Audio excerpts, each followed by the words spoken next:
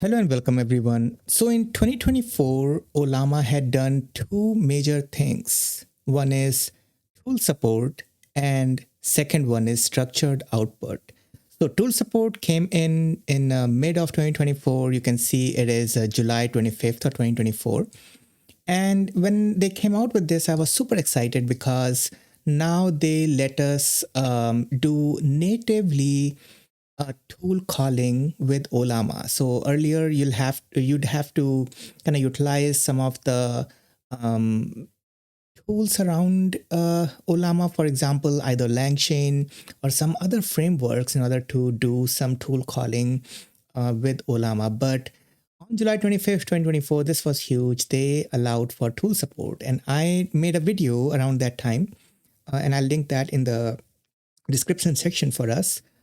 And we had native tool support in Ollama since then. So let me open my GitHub repo over here, and I can show you the tool calling native tool calling repo that I have with us. So there are certain different examples that I have over here where you can do native tool calling in Ollama. And this is awesome because you do not need to rely on any other framework with natively when if you can do tool calling in Ollama. Now, even though we have native tool calling, it does not mean that Ollama will go out and perform a tool call. And as you can see over here in this documentation, that Ollama does give you an indication in a structured response back, right? So what actually happens is there is a response that you get back from Ollama. So you give Ollama one indication that, hey, I want the response back in terms of a function call, in terms of a tool call. And Ollama then responds back as a tool call response. It doesn't mean it performs an actual tool call. It just means that it will format your output response for you such that you can do a tool call by yourself.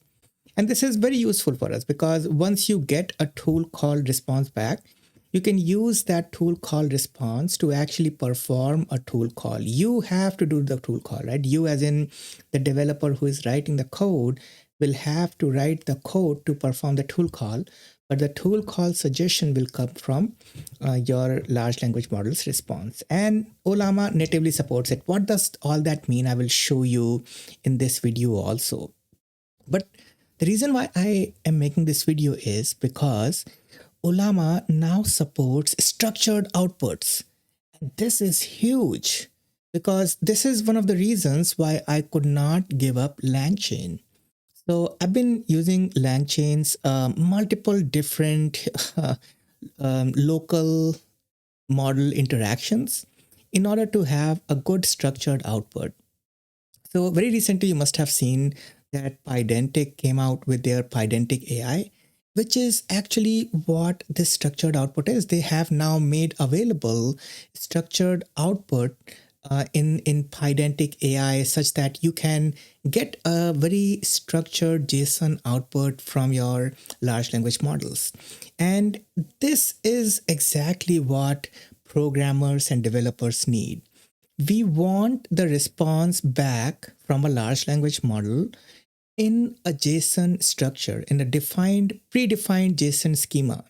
Because once the model starts talking back to you in terms of a defined JSON structure, then you can programmatically make decisions on it. And if you see, tool support actually is a specific kind of structured output. Because in tool support, you are requesting the large language model to output the response formatted in form of a tool call. Whereas structured output is a more generic response because you can say that, hey, I want my response to be formatted in terms of a JSON schema, which actually is tool support. So tool support is nothing more than a form of structured output. And we sometimes fail to see that because it appears that tool support or tool response is very convenient for us to call it a function calling response. But in reality, it is nothing more than structured output. And many of these frameworks, they just take and they transform the response in certain way that it appears to us that yes, there are multiple tool calls that are happening in a response from an object. So maybe tool support is something else. It is not. It is an structured output which is now being supported natively in Ollama 2. So let me go ahead and show you guys what does structure output and tool support actually look like in Ollama. And I'll also show you how you'd use, like your Ollama library to do that. So you can use OpenAI. I think OpenAI is supported by both the tool support and also for structured output. But we'll directly use the Ollama's tool calling capability and also the Ollama library for your um, structure output too. And then we'll also see, like you see how they have imported chat over here. I think what we'll do is we'll import client because once you import chat, you lose the capability of configuring the client and it automatically configures the client as a local host. But if you have your Ollama server remotely deployed, then you can import client and configure that too. And we'll take a look at that also today. So let me minimize all this and I'll directly take you to the code and then we can talk about more over here. So, well, actually, I'll just quick show you something else too. So I actually have uploaded all this code on the GitHub. So let me open the GitHub again. And everything that we'll be talking about today will be in this LangGraph learning tutorials and in Ollama native section over here. So this is it, just one single file as of now, 10 minutes ago updated. And in this file, all the code that we'll see today is just in this file. And this file is referencing tool decorator and tools.py.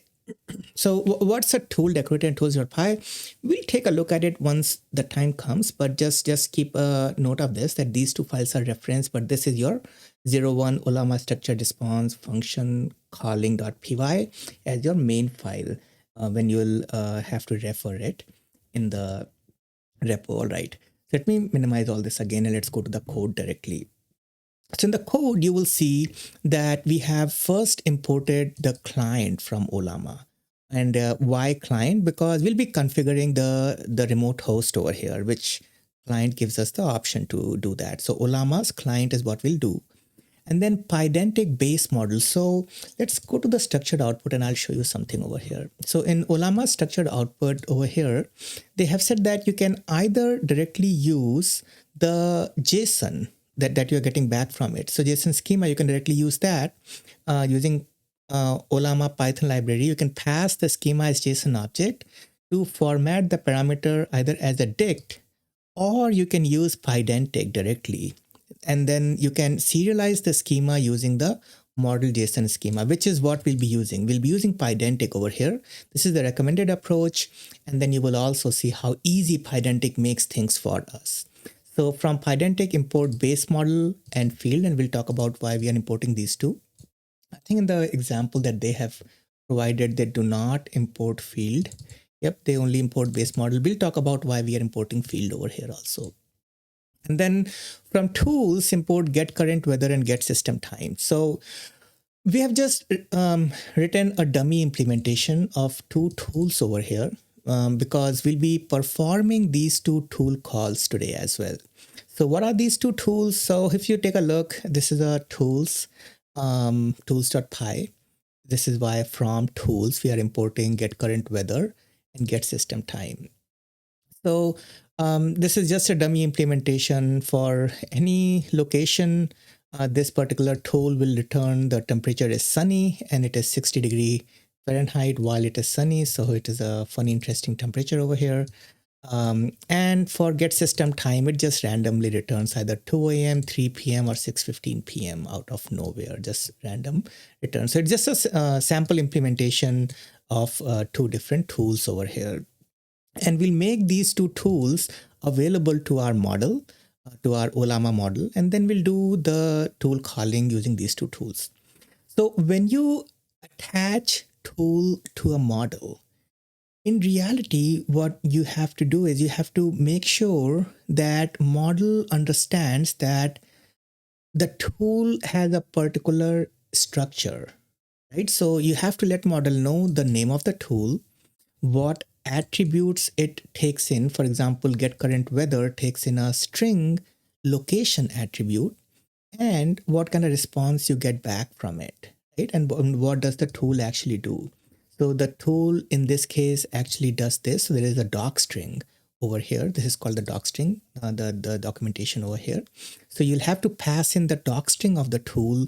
You have to pass in the name of the tool, and you have to pass in the location or the attributes that it takes in, and also what's the output for that is. So if you go back and you take a look at the tool support documentation from Ollama, you'll see that when you are passing the tools to the model, they want you to pass it in this kind of cumbersome way, right? So you have to type tool.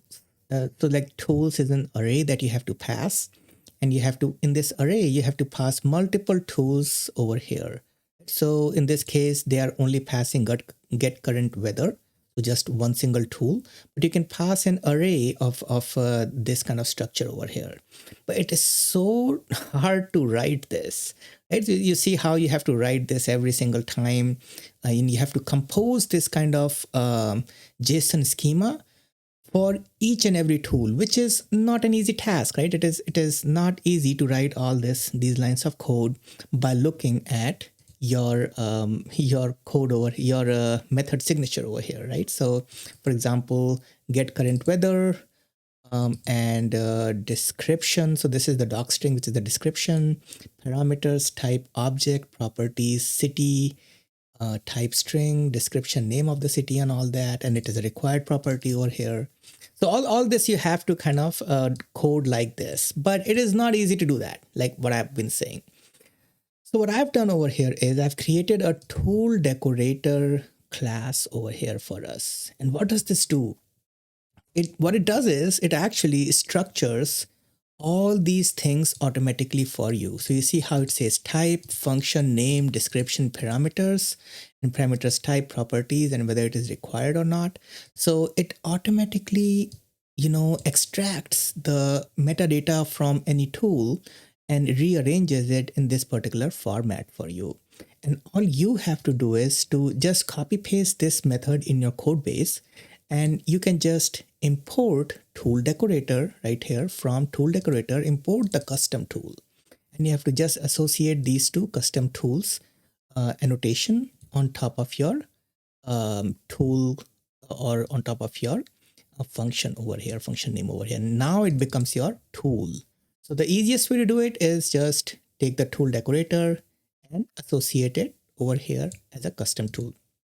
So what this decorator actually does, it just adds a special method, a special custom function to this particular, as an attribute in a way, to this particular method. So now you can do get current weather dot and whatever this particular tool creates for you. So in the tool decorator, if you go in, you can see that there is a tool definition. This extra attribute now will be available. So there is a wrapper.tool definition equals to tool definition. What that means is whenever you are assigning @custom tool to any particular tool over here, right? So when you are assigning custom tool to this particular tool, now because this custom tool is a wrapper around your tool wherever you are assigning this to. So wrapper.tool definition equals to tool definition means that you have added one extra attribute to your original class, to the wrapper class, right? So you have taken this particular method and you have added one extra attribute to it, which is the tool definition attribute. And what is tool definition? Tool definition is just this kind of structure that you are providing. So everything that is in there, inside it. So all these things that you are creating manually, you don't have to create anymore, as long as you assign @custom tool to your tools. Okay, right. So that's enough of these two classes. Now you'll see how you can write your own custom tools, just assign @custom on top of them, which will just turn them into tool. And you have seen this thing work in LangChain also. Like in LangChain, you just assign @tool. This is actually what internally LangChain is also doing. They have created a wrapper and they have on the fly just assigned the definition of this particular tool. They extract the metadata from here and they just associate it to the tools. And then I'll show you how we are going to associate this particular tools to our model over here now. So that's the explanation of this line. We spent a lot of time over here, but this was required. And term color, we have imported term color because I absolutely like seeing a beautiful, colorful terminal. So this is something that is an absolute must for me. All right, so now from here on, we start doing some configuration. So in your case, most likely the API URL, which is localhost. So you can just do localhost :11434 for you. In my case, even though I do have two 3090s on this server, so let me show you the configuration over here. So in my server, you can see my local machine. You can see that I have two NVIDIA 3090s over here, but I'm also recording this video, which is barely taking some memory, like a gig of VRAM. And I do have a lot of VRAM over here for me. So about 47, 46 gigs of VRAM still available to play around with. But I every time when I use my local server over here, Ollama server, it kicks off the fans and then it messes with the recording. So I don't want to do that right now. What I'll do is I have another 4 times 3090 in the basement. So I'll show you that, which is this server over here. So I have 4 3090s in the basement, and these are the ones that we'll be using today. And even though the model that we'll be using will only be loaded on the first 3090, we'll be using Qwen 2.5 coder 32 billion parameter. And it is already loaded over here. You can see it's 21 gigs. But yeah, we're using the basement server for this. And this server is called AI, right? Or ai.mtcl.lan, either way. This is the one that resolves to my basement server. So I'm using the API URL as this. If you are using your local server, you can just use localhost over here. Now tools. What are the two tools that will be making our model available to? And these are get current weather and get system time. And you can see we are using this tool definition over here. Where is this tool definition coming from? This is coming from that wrapper. This is coming from that annotation or decorator, whatever you want to call it.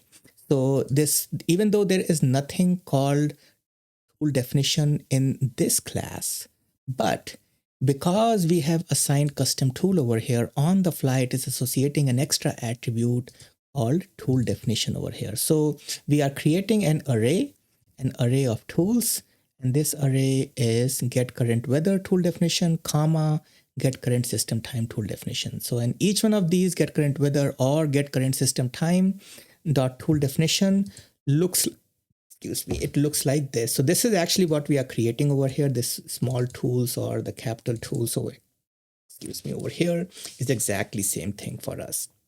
All right. And this thing tool functions that you see, this is what is required when you are executing a tool. So remember when I was telling you that you only get a response back from the large language model that you have to perform a tool execution. To actually execute a tool, you'll need to do certain steps, this being one of them. So this tool functions is one of those steps that you have to do.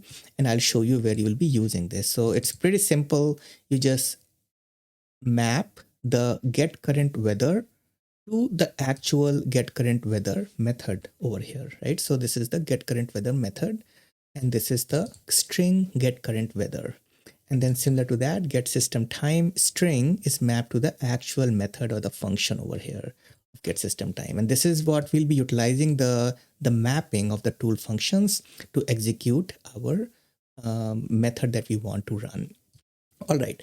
So all this over here is the tool configuration for us. Now let's move on to the client configuration. So we have this API URL defined over here, and this client is our Ollama client, right? So client is equal to client, which is the Ollama's client, right? And we are assigning host as API URL, and API URL in our case is the basement server over here. Once we have the client created, now we are ready to do two things. One is let me scroll up. One is a tool call, and second is a structured output. And we will do both these two things in our code today so that we can see the usefulness of each one of these. So tool call will do, and then we'll do a structured output. So let's do that one by one. So over here, you'll see that I'm also defining a Pydantic evaluation class over here, and why we are doing this. So in our example today, we will be asking large language model a question, and we'll ask large language model to respond back with an answer. And the answer that it will respond back with could be either a direct response, which means that, let's say if we are asking it to tell us a joke, then it can just respond back with a joke without invoking any particular tool call.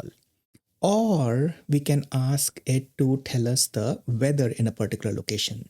And in that case, the model will take a look at all the available tools and it will attempt to do a tool call. So after it has done the tool call for us, then we are going back and asking the model to evaluate the answer that it has generated, like whether the answer that was generated by the model was good enough answer or not. And if it was, then what was the explanation for it? What is the criteria for evaluating it?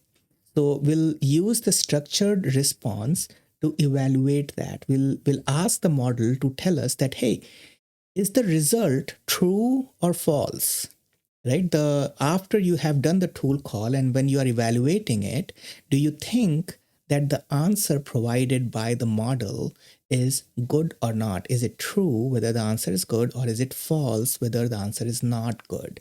And whatever is your reason or explanation, you have to document it too. So we want the response back in this particular Pydantic schema. So only two things I want back from the model, not it's all big conversational message that yes, I believe that the answer is correct because blah blah blah or whatever, right? No, we want the answer back in a very structured output. And what is that structured output? Just a boolean in terms of whether you believe it is good or not, and an explanation whether your belief that it is good or not is backed by what thought. Only these two things is what we need in a structured response. So before we can get a structured response, step one is to actually have the model process the initial request, right? So we'll see that we have this process request with tools, and this is where the first tool call is being done, right? So the tool call, which is the tool support part of it, and where we pass in the initial question and we pass in the tools and we ask the model to give us the response back, right? So this is the initial tool call that we are going to do over here now. So let me minimize this, and what I'll do is I will actually put, okay, so let me explain what's going on over here, and then I will run this thing too. So in the initial tool call, we are passing the user's request over here, initial request, the initial question we are passing over here. And you'll see that there is a system message. In the system message, what we are saying is that you're a knowledgeable and helpful AI assistant. And believe it or not, when you indicate to these large language models that you indeed are a helpful AI assistant, one way or the other, they really like it. They seem to really like it. And especially Quen models, if you, and I should have probably done that, but in the Quen model system prompt, if you say that you are the model, a Quen model made by Alibaba, they really like it. They like knowing that they are Quen and they are from Alibaba, and they respond pretty good after that. But they do decently good even without it. But I have noticed that they are biased towards their own name somehow. When you invoke their name, they just perform better. But either way, so you say that they are a knowledgeable and helpful AI assistant. You strive to provide the best possible response to user requests. And if a request requires information or actions beyond your current capabilities, utilize the available tools judiciously, right? And you'll see that these words have been chosen very carefully over here. The reason being, sometimes when you make tools available to a model, then it invokes the tools even if it does not have to, because sometimes it feels like it has to follow that structured output even if there is no structured output required over there, right? So it forces itself to use the weather tool, even if you are going to ask it a joke. But if you give it some direct indication that you should use tools judiciously, then it stops doing that. At least that's what I've noticed. And then what I'll do is I'll give some few short examples for the cases in which it does not have to use the tools, because it proactively utilizes the tools, and that's not a problem. The problem is in the situation where it should not use a tool, I do not want it to use a tool. So this is why some generic questions I have provided where, hey, tell me a joke, the response should be provide a humorous response directly without invoking any tool over here, right? So those are the examples that I have given to the model. And then this is how you actually do the tool call. This is the most important part over here. So what is that? So you're doing a response, and you are getting this response from client.chat, right? So you see you created the client over here by creating a Ollama.client, right? So we are importing this client from Ollama. So Ollama.client, and then we are passing the host as API URL over here. And right here, we are using this particular client. When we are saying client.chat, and this is a very specific way in which we pass it. So we pass messages, model name, tools, and format. These are the 4 attributes that we have to pass in the chat method over here. So in the very first one, messages, you are passing the system message, which is what we just saw over here, right? This is the system message. And then we are passing the user message over here, right? So role, system, content, system message, role, user, content, the initial request, which is being passed to this particular method, right? So these are the 2 things that we're going to pass: system message, user message. And now as a response back, you will get the assistant response back. So role assistant, you will get back now as a response back to this. And we're also saying that, hey, for this particular series of questions and answers, you have to use the model Quen 2.5 coder 32 billion parameter model, right? So this is the model that we'll be using. This is an absolute beast of a model. This is the best model out there. And I don't know what they done to this model. This just is a beast. I will not use any other model. And yes, I have seen Llama 3.3 already. I've used it, tested it, compared it to Quen 2.5 coder 32 billion. Nothing beats it. It is the best model, local model as of right now. So, and then this is where we make the tools available to it. So what are the tools that we are making it available? These are these 2 tools: get current weather and get current system time, get system time. And in reality, we are just taking that particular structure. The tool definition is converting this particular get current weather in that format that Ollama wants us to do, right? So it is converting in this particular format over here for us. So this is very important, that this tools equals to this thing that is presented over here is exactly what I'm doing over here too. Tools equals to tools. It's exactly the same thing I'm doing. However, I am doing it in a more elegant way because I don't have to make it ugly like this. I can just do dot tool definition, and dot tool definition will extract all this information and just put it in place for me over here. So it looks more pretty, it looks more easier to do too. All right. And then you can just set format as JSON. So it nicely follows the JSON output and structure over here for us. And then once you get the response back, then we can either have a tool call or we cannot have a tool call over it. So it could be one of the two things based on the initial request that is being passed over here. So if the initial request is, let's say, tell me a joke, then there will be no tool call because there is no tool call over there. But if the initial request is, hey, how is the weather in Woodbury, Minnesota? Then it will try to invoke the get weather method, right? What was its name? Get current weather method. And it will try to pass Woodbury, Minnesota as its argument. And then we'll have to invoke the tool call. So if the response.message has tool calls in it, right? So which means if it is the tool call scenario, if we do have tool call present in the response from the AI model, then we will loop through the number of tools that we have, right? There could be multiple tool calls in there. We'll loop through that, and one by one, we will perform the tool call. And how will we perform it? We'll perform it by using this tool functions over here. So keep an eye on this. This is what we'll be using over here. So tool functions.get function name. This is what returns an actual tool function. And then once we get the tool function, we execute it by passing the attributes that we are getting back from the tool response. So you'll see that we have these arguments passed in, and we will pass in these arguments as the tool function that we are getting back from the model's response. So from the model, we get two things back. One, the name of the tool, and two, the arguments.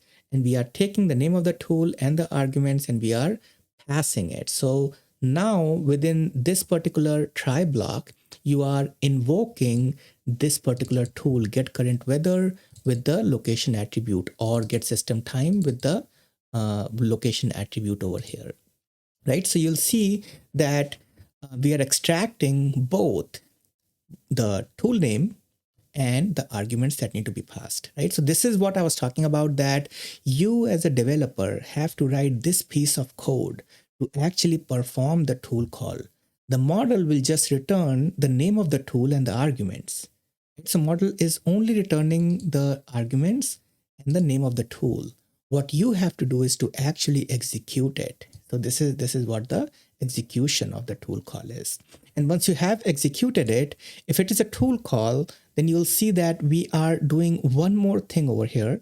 Very smartly, we are just setting the message, the response message content, we are just setting it or adding on to it, whatever the execution of the tool call is, right? So function name and result, the tool result, we are just adding on over here as the message content.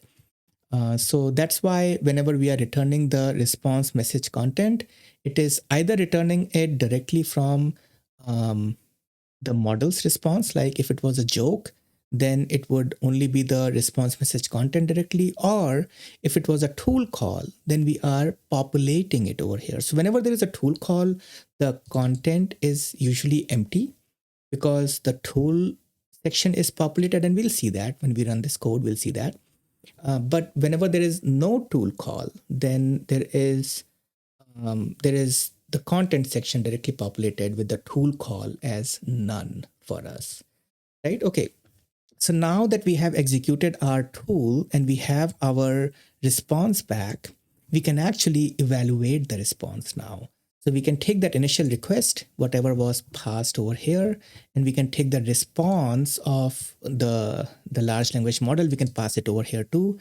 So now we have both the things. For example, tell me a joke is the first part of initial request, and tool response is the actual joke that we have been told by the large language model. Or give me the system, give me the what's the current weather in Woodbury is this, and whatever it is, right, 65 degrees or 60 degrees and sunny and all that is the tool response. So these are the two things that we'll be passing in to evaluate the response. And to evaluate response is where the structured output will come into picture, right? So structured output will come into picture while we are evaluating the response. So we use the tool calling to get the first part of our app, and then we'll be using structured output for the second part of the app. Let's see, what is that structured output? This structured output is, and I'm going to scroll up a little so I can show you that again, the evaluation. So we want the structured output in this particular format, which is that tell us whether the evaluation is a success, a true evaluation, or and whatever is the criteria that you have used, the explanation of the evaluation, right? And this is how we'll be structuring our system prompt and the user prompt. So you'll see in this case, in the evaluation response phase, we have the system prompt as what? You are a skilled evaluator. Right? And these large language models, I mean, they need to be fed with a lot of ego and assess the tool response, right? So these are the two things that we are telling it, that you are a skilled evaluator and assess the tool response. And this is the system message. And then the user message is this one, evaluation prompt, which is we are passing in the initial request, we are passing in the tool response, and then we are asking it that, hey, evaluate it to make sure that the code relevance, these are the four criteria: code relevance, accuracy, clarity, and conciseness, and provide a result, true or false, and an explanation. And then it will take this as an output and it will bind it with the pydantic output over here. And how it does that? Let's take a look. So you saw client.chat was being used for the tool call also, right? You see the client.chat was used over here too, but we were using the tools over here. We are passing in tools over here. However, in this case, we are not passing tools, but we are passing this thing, that format. The format that we want to get back is evaluation class dot model JSON schema, right? So we want the format in exactly this particular structured output. So the pydantic schema validator kicks in over here, and we force that we want the model output in this particular format only, right? And then once we get the model output in this format back, we are sending, you can see the evaluation.model validate JSON this time around. So we are taking this particular response message content, which we already know that it has been formatted in the evaluation pydantic object already now. And then we are on top of it validating it and then returning back, right? So this is the evaluate response section. And then display evaluation is just printing it in a nicer way, because we know that the evaluation object is a particular structured output. So we take the result and we take the explanation and we then just show it over here. So this is just the display of the evaluation object. Now we are at a point where we can run the demo. So let's go in and let's run the demo, and there will be two questions that I will ask the model iteratively, one by one. So first I'll ask this question, tell me a joke. And then I will ask, what is the temperature in Chicago? Is it sunny, cold, or rainy? So in this section, it should not invoke any tool call because, I mean, of course, we're just asking it a joke. And in the second section, it should invoke a tool call, and it should also pass Chicago as an input over there to the get weather call. So there are two tools available and should only invoke the weather tool over here for us. All right. So enough talking. Let's go ahead and let's run this. So in order for you to run it, you can see that there is not a lot of, let me fix this. I'll actually make this bigger, and I will also make the terminal bigger so that it is easier for us to see. So let me go over here. Let's make it maybe 14. for us. All right, that's good enough. And given that it's only gonna be on the very first GPU, I think it's okay if we lower it down. So this is just the first GPU where the model will be loaded on, and we can take a look over there. All right. So we can see that there isn't a lot to import, right? So just Pydantic and Ollama, so you can have those couple and term color also, right? So I already have a Conda environment where I have imported those things, so I should be all right over here. But let me see Python, and this is 01. And I'm going to run this now. And so the very first call, it says processing query, tell me a joke. And you will see that the model is being loaded on the GPU. So it is being loaded right now. I think it goes up to 21. Yep, over here. And now it is actually processing it. So tell me a joke, system response.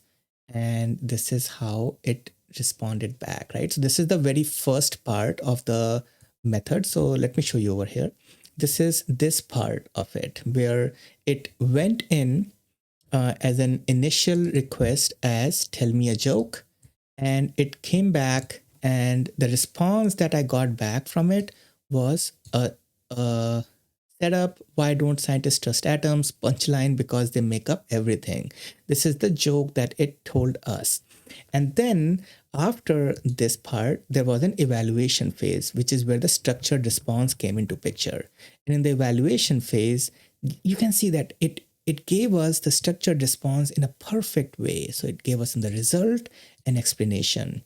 And the result was true, and explanation was the tool response does address the user's query by providing a joke, right? So the query was a joke and the response was this.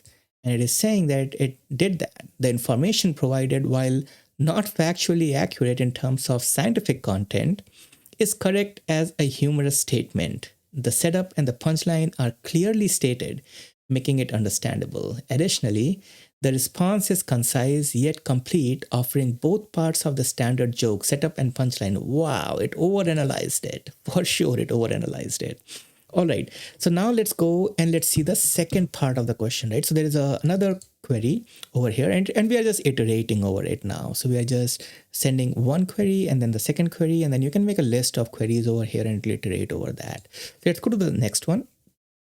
What is the temperature in Chicago? Is it sunny, cold, or rainy? And you can see now that in this case, it did assess that it has to do a tool call, right? So it says, yep, I need to do a tool call. And you'll see it did not do any tool call over here because there was no tool call required. So model took into consideration that this is a question where a tool call is not required. So let me just generate a simple raw response. And in this case, it said, I cannot generate a raw response. So the raw response is empty. What is that raw response? That raw response is the content. So if you see, when we are populating this message right over here, so response.message.content, right? This content part is the raw response, and it is empty during the tool calls. And that is why this section is empty over here. But the tool call section itself is not empty. And that is why we get the get current weather tool that needs to be invoked, and with an argument of Chicago, right? So we have said, hey, we want it in Chicago, and the location of Chicago was passed, and then the tool was actually run. And because we extracted the tool from here and we ran this tool, right? And this is where you can see the tool, arguments, and results. Tool, arguments, and results, these three things were done, and it was returned back. And the answer was, so this is the result part of it, right? So this was appended to response message content. And now this is what will be returned back as the output of this particular method. Now, this is what will be evaluated versus this in the second part of the section, right? So evaluation phase takes this question. What is the temperature in Chicago? Is it sunny, cold, or rainy? And the answer is weather conditions in Chicago is sunny, temperature is 60, right? So this is the final evaluation from LLM. It says, oh, yep, true. That does answer the question. The tool response addresses the user's query by providing information about weather.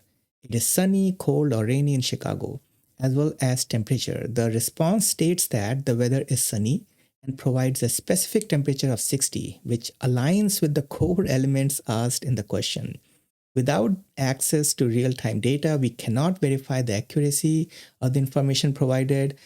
So it is kind of lacking that, because in reality, this is supposed to be the real-time data. So maybe we can make it a little bit more better that, hey, if there is a tool call, then that is the real-time data, and believe that information. We can modify our system prompt over here more to make those considerations. But anyway, the response is clear, straightforwardly conveying the weather conditions and temperature. It is also concise while including all necessary details. So sometimes we would think that, hey, why do we need to generate an explanation over here?